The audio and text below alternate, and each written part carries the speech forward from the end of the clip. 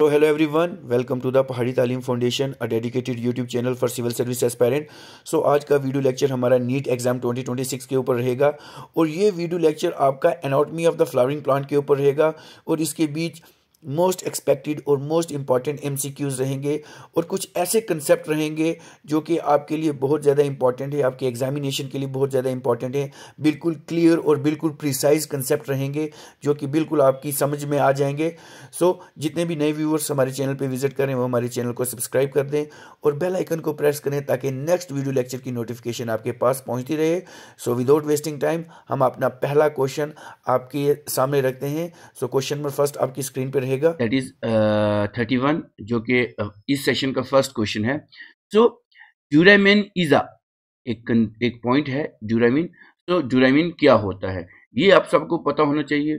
So option आपके साथ रहेंगे पेरिडोम, ऑप्शन बी बार्क रहेगा, ऑप्शन सी सैपवुड रहेगा एंड ऑप्शन डी हार्टवुड रहेगा। तो अब आपने क्या करना है, सबसे पहले अपना आंसर देना है। या तो आप कमेंट बॉक्स में आंसर दे दें या तो आप लाइव चैट में आंसर दे दें और फिर इसको अपने आंसर को हमारे आंसर के साथ मैच करें कि आपका आंसर क्या है। जल्दबाजी करने की ज़रूरत नहीं। इसको आप प्रैक्टिस कम मॉक टेस्ट भी समझ सकते हैं, प्रैक्टिस कम मॉक टेस्ट भी समझ सकते हैं, क्योंकि इसी से आपकी प्रैक्टिस होगी। आपने जितना पढ़ा होगा वो आप सबको पता लगेगा आपकी जो मेहनत है वो कितनी है।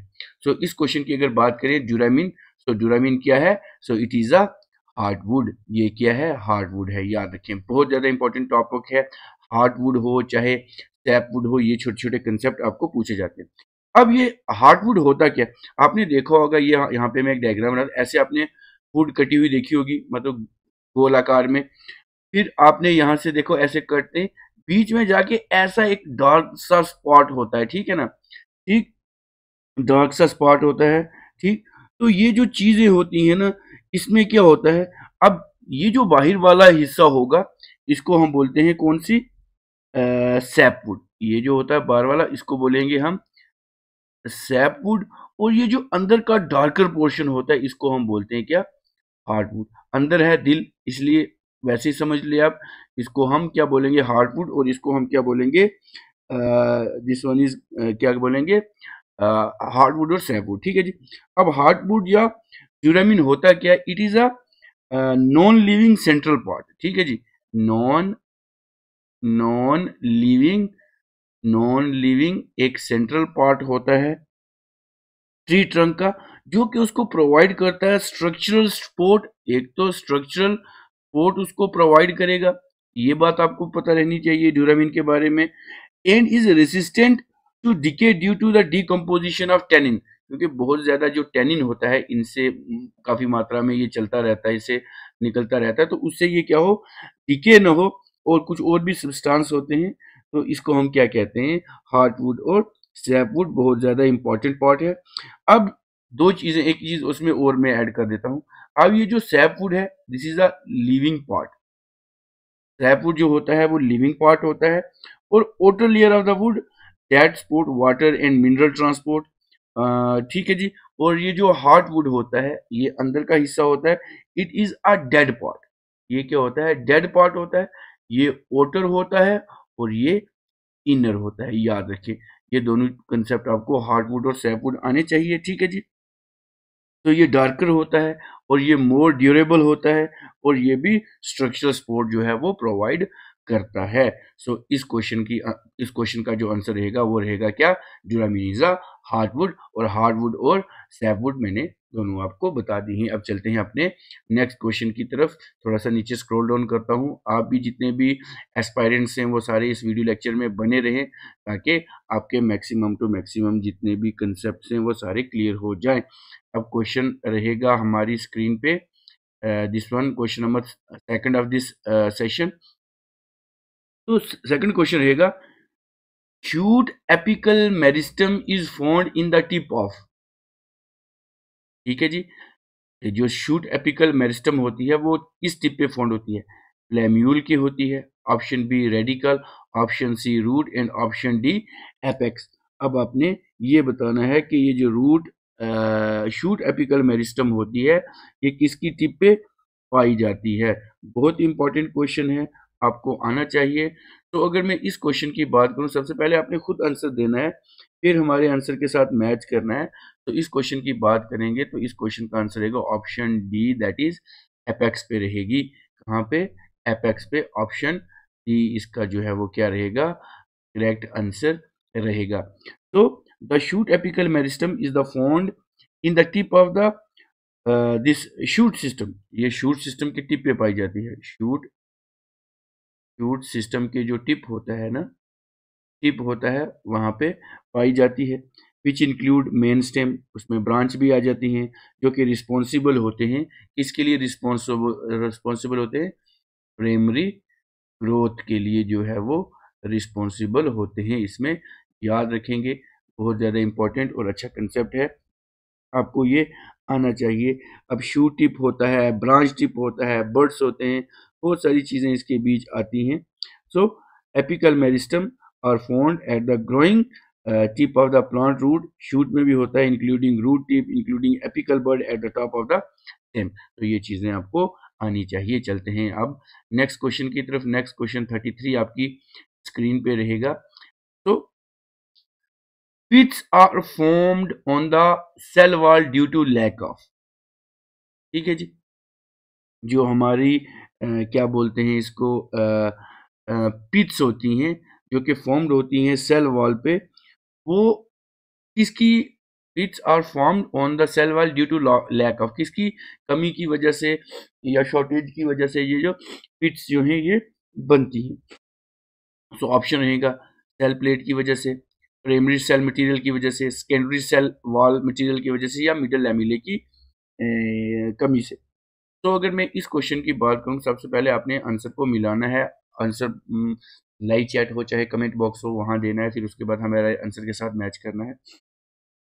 तो अगर मैं इस बात की क्वेश्चन की बात करूं, pits are formed on the cell wall due to the lack of the secondary wall material. याद रखें ऑप्शन जो इसका रहेगा कौन सा?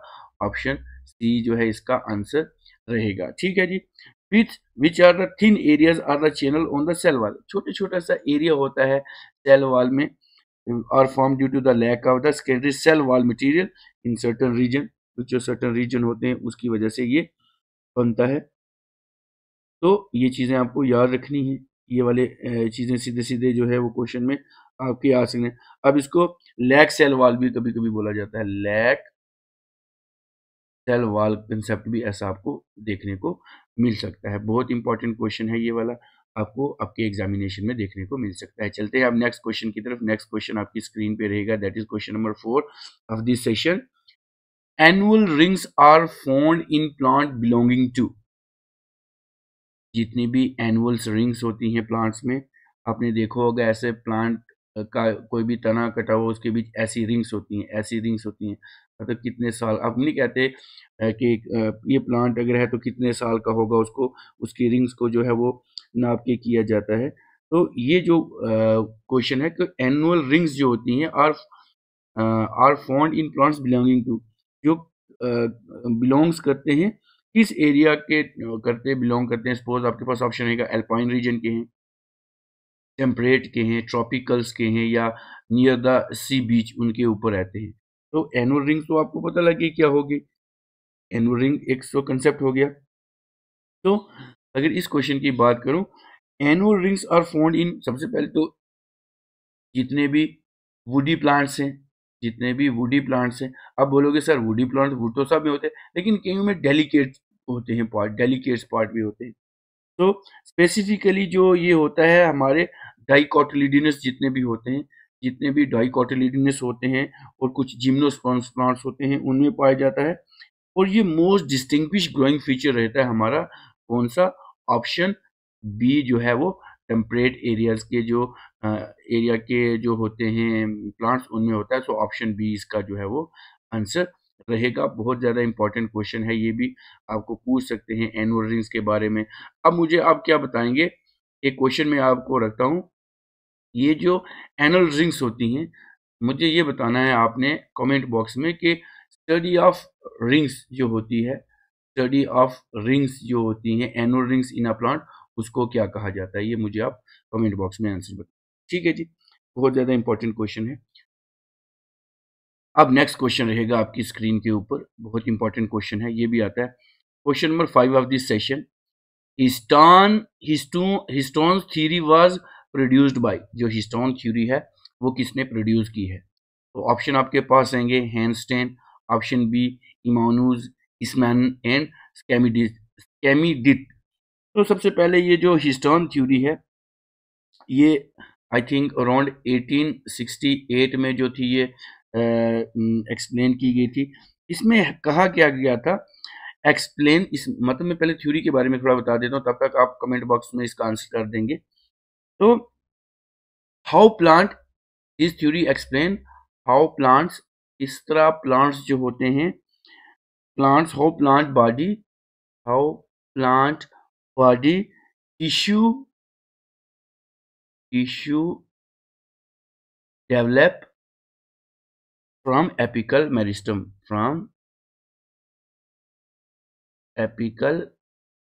मेरिस्टेम, ठीक है जी।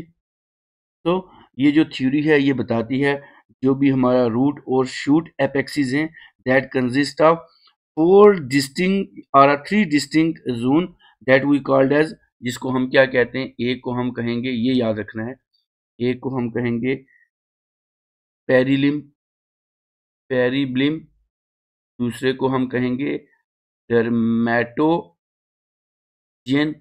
तीसरी को हम क्या कहेंगे, प्लीरोम, PLEROME, प्लीरोम कहेंगे, ठीक है। That give rises to the epidermis, cortex, vascular cylinder respectively. तो ये चीज होती है। अगर हम रूट के लिए बोलेंगे तो एक चीज और आ जाती है, ये 4 भी हैं और 3 भी हैं, रूट के लिए आएगी तो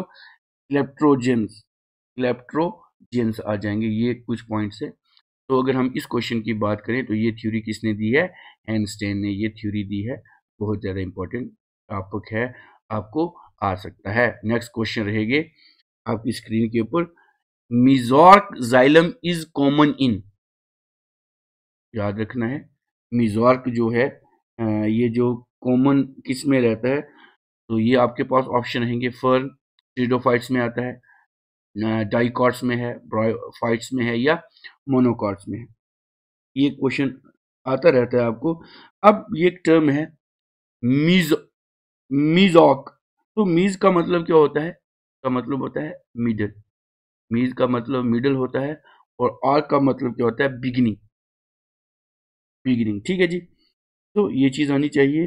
तो it is likely the mesarch is the common in the stem in the leaf of, किसमें पाया जाता है, तो ये पाया जाता है option A, that is ferns में। अब अभी यहाँ पे फर्न ना दिया हो तो क्या दिया जाएगा आपको, ट्रीडोफाइट्स, ट्रीडोफाइट्स में ये पाया जाता है। बहुत ज़्यादा इंपॉर्टेंट ये कंसेप्ट है आपका, आपको ये चीज़ें आनी चाहिए। प्रोटोजाइलम क्या है, मेटाजाइल, अब ये मिजार्क है। अब मैं कुछ यहाँ पे टर्म लिखता हूँ और आपने वो मुझे कमेंट बॉक्स में बतानी है, ठीक है जी। एक होगा इंडॉर्क, दूसरा हमारे पास आ गया एक्सॉर्क, तीसरा हमारे पास आ गया सेंट्रॉक। ये आपने 3 कंसेप्ट हैं जो मुझे कमेंट बॉक्स में बताने हैं। चलते हैं अब नेक्स्ट क्वेश्चन की तरफ। क्वेश्चन नंबर 37 आपकी स्क्रीन पे रहेगा, desert grasses often roll their leave due to the presence of, जितने भी डेजर्ट ग्रासेस होते हैं, जितने भी मरुस्थल में होते हैं, रेगिस्तान में जितने भी ग्रासेस होते हैं, वो अपने लीव्स को क्या कर लेते हैं, रोल कर लेते हैं, किसकी प्रेजेंस से, ऑयली सरफेस की वजह से, फुली फॉर्म सेल की वजह से, फाइन की वजह से, ये option D, all of the above, ठीक है। अब अपने ये बताना है, तो grasses that often fold their leaves due to the presence of, कौन से सेल होते हैं, ऑप्शन बी रहेगा, that is fully form cells जो होते हैं उसकी वजह से ये क्या कर लेते हैं, अपने लीव्स जो हैं वो फोल्ड कर लेते हैं। सो ये भी बहुत इंपॉर्टेंट क्वेश्चन है, आप इसके ऊपर भी गौर देंगे। ये क्वेश्चन जो हैं ये आपको आपके एग्जामिनेशन में anatomy of this flowering plant में से आएंगे, और कहाँ से आएंगे अगर यहाँ से नहीं आएंगे, ठीक है ना। ये कंसेप्ट ही ऐसे रहते हैं कि जो कि आपको आपके एग्जामिनेशन में एग्जामिनर यहाँ से पूछेगा ही पूछेगा, ठीक है जी। चलिए जी, इतना इतना आपको समझ आ गया, ठीक। अब ये बुलीफाई क्या होते हैं, ये कुछ ऐसे स्पेशलाइज्ड सेल होते हैं, ऐसे स्पेशलाइज्ड सेल होते हैं जो कि बड़े होते हैं, थिन वॉल्डेड होते हैं, और ये क्या करते हैं, that lose water and collapse, ये क्या करते हैं, वाटर को अपने अंदर से लूज कर लेते हैं और क्या होते हैं, कोलैप्स कर लेते हैं ड्यूरिंग ड्राई सीजन।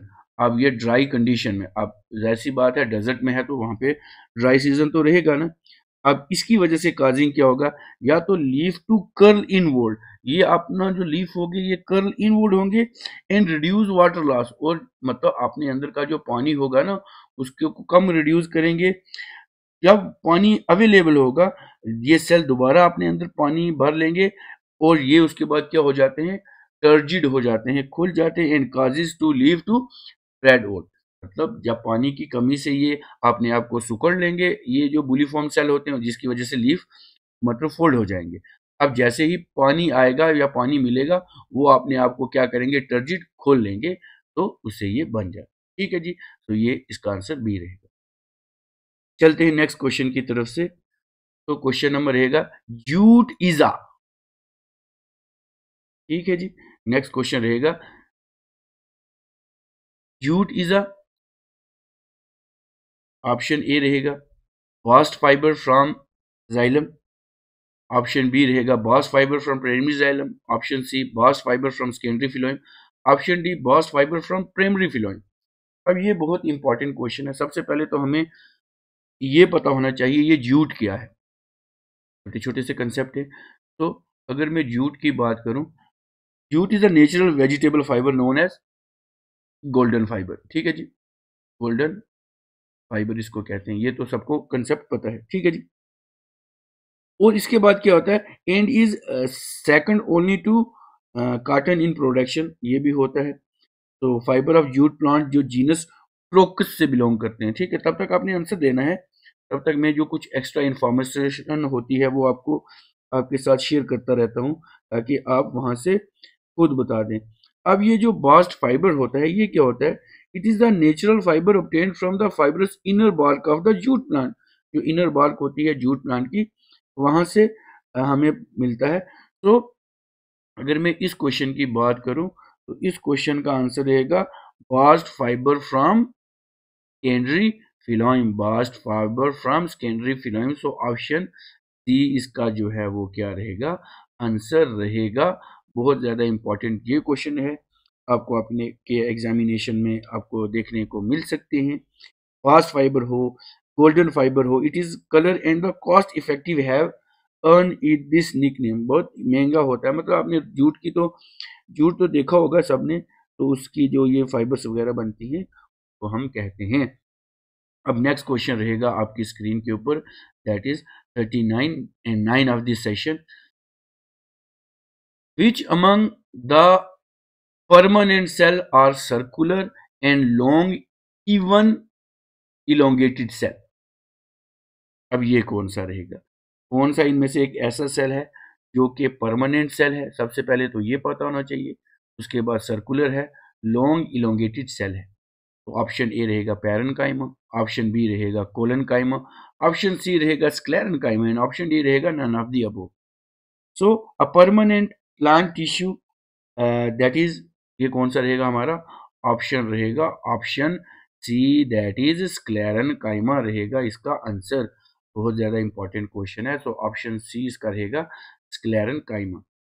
ठीक है, अब ये लॉन्ग होता है, स्क्लेरेन्काइमा फाइबर भी पूछ सकते हैं आपको कंसेप्ट में, बहुत बहुत सारी चीजें होती हैं, इलोंगेटेड शेप का होता है ये। ठीक है जी, अब नेक्स्ट क्वेश्चन रहेगा आपकी स्क्रीन के ऊपर, that is question number 10 of this session. Style is made up of, ठीक है जी, स्टील, STEL स्टील। ठीक है, इसको आपने थोड़ा सा ध्यान में रखना है ताकि ये चीजें जो हैं आपको आपके एग्जामिनेशन में हेल्प कर पाए। ठीक है जी, तो ये किसका बना होता है, तो ऑप्शन रहेगा वेस्कुलर बंडल, पेरीसाइकिल, पिथ, या ऑल ऑफ दी अबो। ये क्वेश्चन बताना है, स्टील सिस्टम जो होता है ये किसका बना होता है। अगर मैं यहाँ पे बात करूँ थोड़ी सी एक्सप्लेनेशन की इसकी, क्योंकि ये चीज़ें पता भी होनी चाहिए।